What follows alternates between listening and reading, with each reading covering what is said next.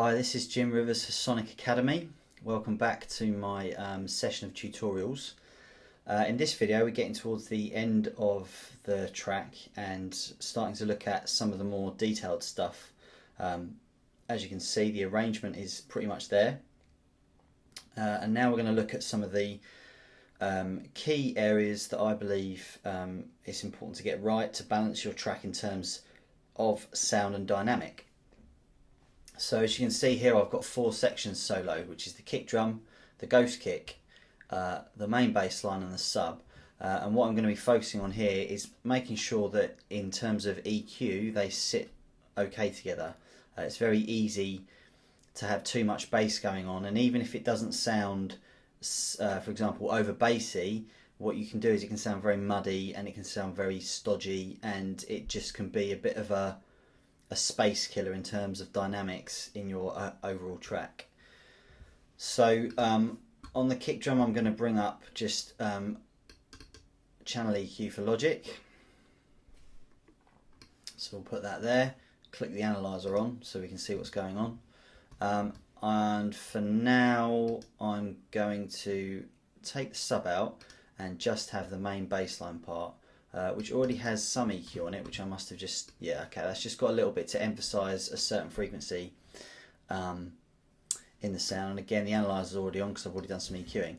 Now you can see I've got the ghost kick on, which is an important part because the ghost kick is the section that is driving the compression on the main bass. So you can see bus 1 here. So my ghost kick is going in through this side chain and is causing that throbbing sound. So we need to make sure that the bass, the ghost kick is on so that I can hear the sound as it actually is playing in the track. So let's have a little listen.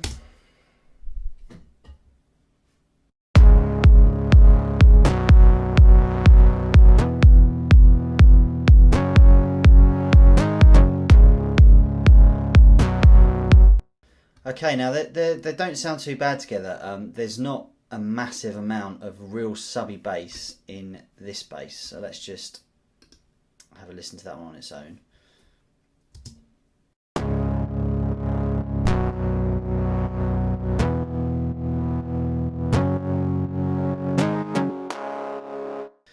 Now what I quite often do with sounds like this is I will put an extreme amount of EQ on it like I've done there, and then I'll just fade it back until I think it's in about the right place.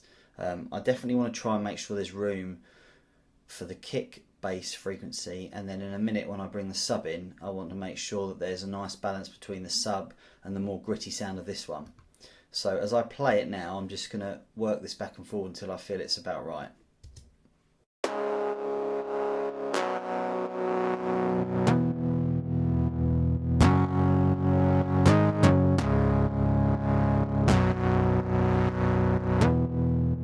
Okay, somewhere around there is not too bad. You know, there's loads of tutorials and opinions on EQing and everything, but for me it is often, well, I try and base it on what I can hear and what I think sounds good. Now obviously you're not sitting in my studio with my speakers listening to what I can hear, but I feel like I know the room that I'm working in and roughly the frequencies that are good to cut out. Now there's certain frequencies below like 50 Hertz that we can't even hear anyway, so just give a little bit of room like I've done there, and then I'm going to add the kick in and see what I think now with the kick playing as well.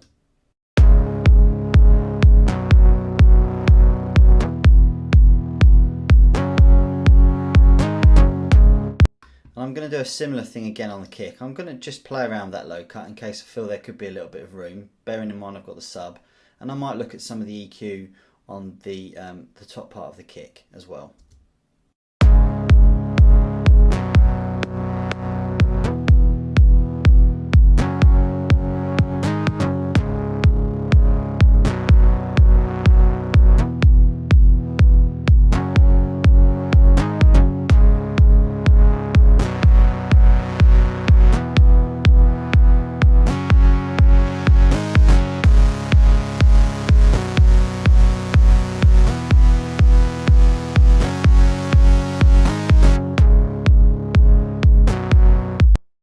Okay, for me the kick has probably got enough punch on the top end of it now. I'm not going to overdo that for now. I've taken a little bit off, and I also put the cut a little bit straight down. There's a certain kind of punch that comes in. Another thing you can do on kick drums, but you have to be a little bit careful, that I quite often do, is if you put a spike around the 100 Hertz mark, you can add a bit more beef to it if that's what you're after. So I'll give you an example of that.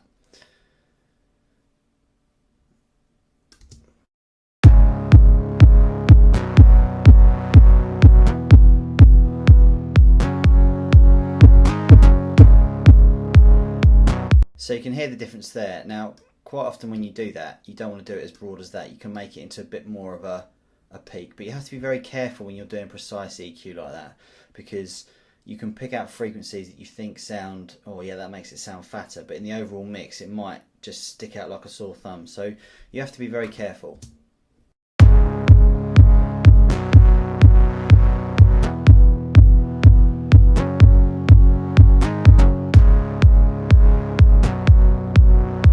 Always reference your kick as well by bypassing the EQ that you have on it, so you can hear what it sounded like and what you've done to it.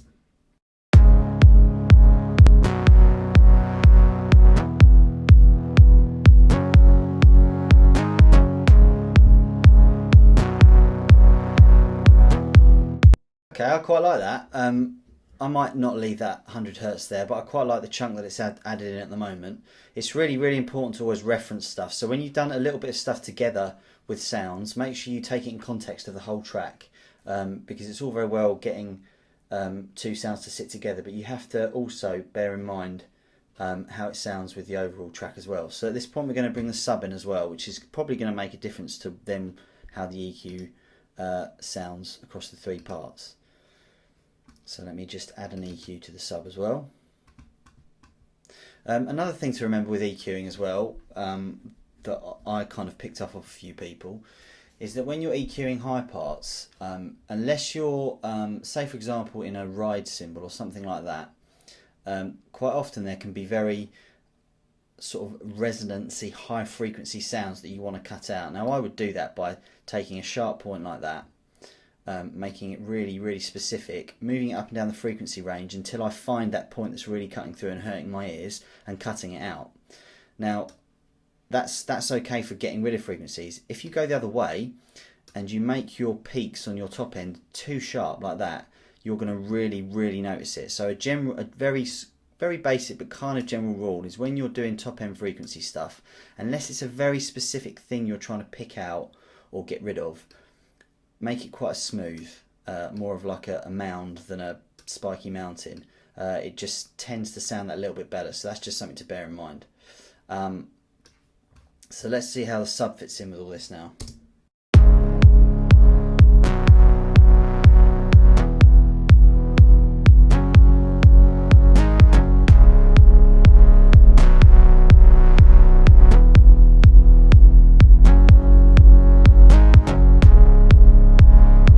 Okay, you might notice on this channel here I've got two compressions. I've got the EQ, I've got the Echo Boy effect, which I think was on the other one as well, which is just doing something very subtle. And I've got two compressions. One compression is for the sidechain part of it, and the other compression is actual compression on the bass, which will just simply be doing keeping all the notes kind of the same volume and frequency. When you play subbier notes, there's always ones that stick out.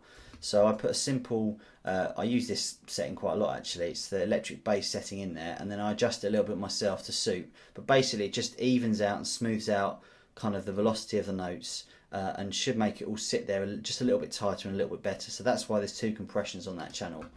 And then it's a case of making it fit. So you notice it there, I turned it up quite a bit, because actually I thought it could probably be a little bit subbier. So let's have a listen.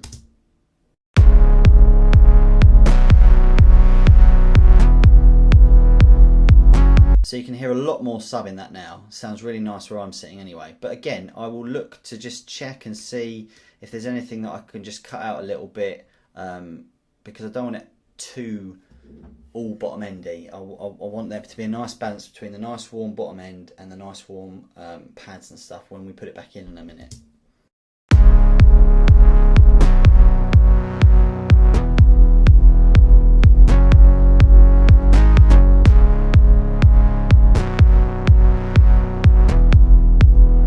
What you'll notice as well when you play around with EQ, quite often you will assume that as you take an EQ, as you take, say, a frequency off like that, then the volume of the sound goes down, or the channel sounds weaker. But quite often, even when you're taking EQ off, you'll see that your channels will spike and things here will go red, and that is all to do with frequency. Sometimes taking things off opens up space for other frequencies to jump out and leap through, so you have to bear some of that stuff in mind. Sometimes you'll think, well, why is it doing that, and it'll confuse you, but you just have to play around a little bit. And sometimes it doesn't benefit you to take stuff off because it flares up other areas that you want to keep on the lockdown, really.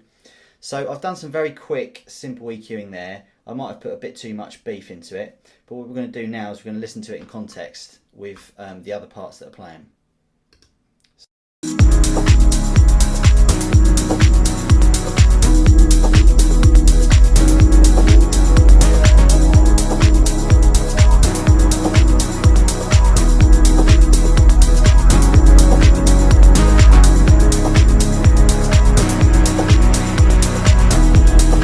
Okay, that's not sounding too bad. Some nice bass and stuff in there. What I'm actually going to do is I'm going to add another compression in on the kind of the top bass that we can really hear, just to do exactly the same as the other one was doing. I'm not sure why there wasn't one on there already. I'm just going to put it onto the same setting, electric bass. I'm probably just going to leave it as it is, and then I'll just turn it down a fraction because it does boost it a little bit. But what it should do is even out the notes just a fraction more.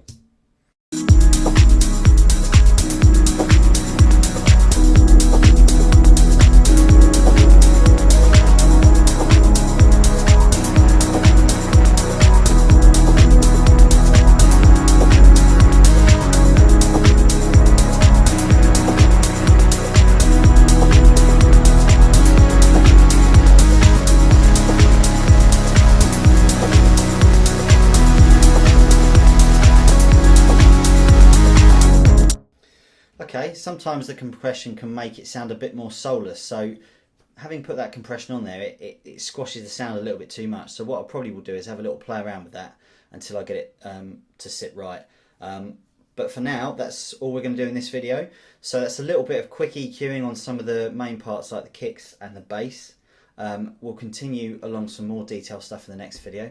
So I've been Jim Rivers and this is Sonic Academy. Thanks.